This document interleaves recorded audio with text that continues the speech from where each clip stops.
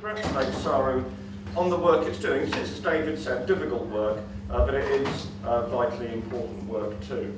At the moment in the world today, we can see, of course, the continuing war on terror, mainly fought in the Middle East, now being fought in and over Syria, Iraq, Yemen, and elsewhere, bringing, of course, huge misery and destruction to the peoples and countries of that region. What is happening in Eastern Europe, and above all in the Ukraine at present, is almost a second front in the war, in the sense they both have the same roots, which is the drive of US imperialism and its close allies to extend their hegemony all around the world in the post-1991 era. Of course, the methods and the alliances might differ somewhat from one place to another. There might be more contradictions in one conflict than another, but it has that same root. And the eastward expansion of NATO and the EU mainly working in the hands of Germany, as we can see in other contexts very clearly at the moment, expanding eastwards to try and get the prevailing world capitalist order established around US power extended right up to the borders of Russia. And that is the root in a nutshell, in my view, of the crisis in the Ukraine at the moment. As David says, it has now led to a bitter and bloody war in the eastern part of that country, a war that is tearing apart a country that could only have ever been held together, the Ukraine, by a recognition of the diversity of its identities amongst its people.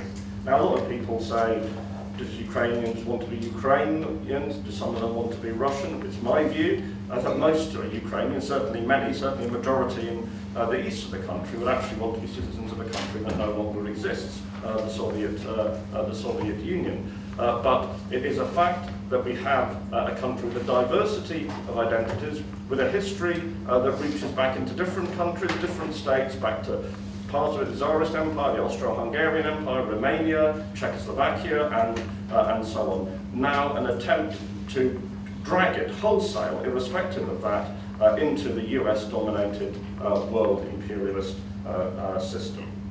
Now, of course, there is an argument about the nature of the Kiev regime. I don't know whether SARU actually says the regime itself is fascist, or merely that it is heavily influenced by fascist elements. But what is absolutely clear is this is a deeply degraded regime. It's perhaps its degradation or its real nature is shown by the appointment 2 weeks ago of the former Georgian president Saakashvili as governor of Odessa. Now, the only bit of good news, I mentioned this to a comrade who said, well, the only positive spin you can put on that is that since Georgia and the Ukraine were both part of the Soviet Union, maybe people in Odessa won't find it so unusual to have a Georgian in charge. But that is the only, the slightest positive light. Because Saakashvili was the president of Georgia when that country was run by a sort of neoconservative international. At the time Saakashvili, now was touting himself around the world as an agent of Washington, he was president of Georgia, American-trained, American-run, one could say.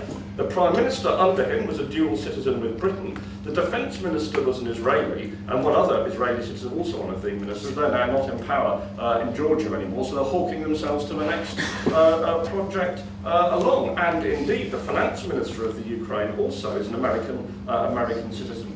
This is a bare-faced, neoconservative, imperialist takeover of the country. And it reflects the fact that, of course, they want a capitalist system in the Ukraine, but they don't want it to rely necessarily on the largely discredited oligarchy, and that weakness of an indigenous sort of neoliberal elite means they have to sort of rifle the world for an assorted collection of counter-revolutionaries and ne'er-do-wells to constitute the government of the supposedly nationalist Ukraine. As they say, you couldn't make it up. And as David has also said, Ukraine now distinguishes itself by being, I think, for us, the only country in the world where it is impossible to criticise neo-Nazi collaborators. There's other countries in the world where neo-Nazi collaborators have done very well for themselves and re-emerged in office, but you have been allowed to criticise them. Now, it's the only country where neo-Nazi collaboration, organisations that massacred not only hundreds of thousands of their own people, hundreds of thousands of Poles, hundreds of thousands of Jews, now you can't criticise them. They're put on a pedestal. While at the same time, the symbols under which millions of Ukrainians fought, died and lived their lives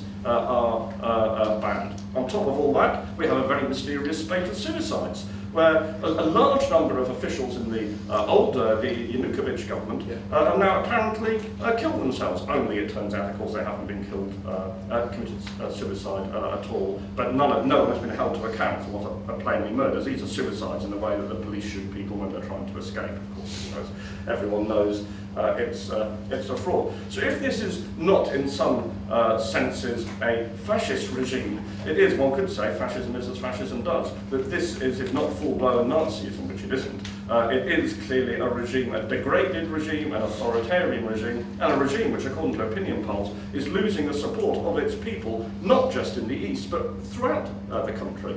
And of course, the response is more repression. I saw that one regional council in the west of the country, I think it's even over France, if I pronounce that correctly, Francis, but actually have banned a whole list of political parties, including some that are still in the Kiev parliament. Not just the Communist Party of Ukraine, which has been repressed, but other parties as well on a very broad front.